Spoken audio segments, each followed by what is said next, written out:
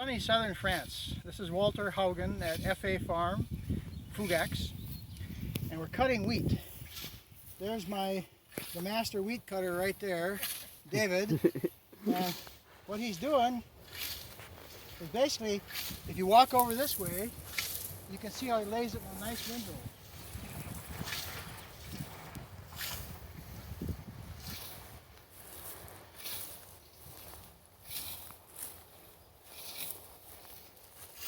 See, if you do it right, you get a nice windrow, just like right here, see?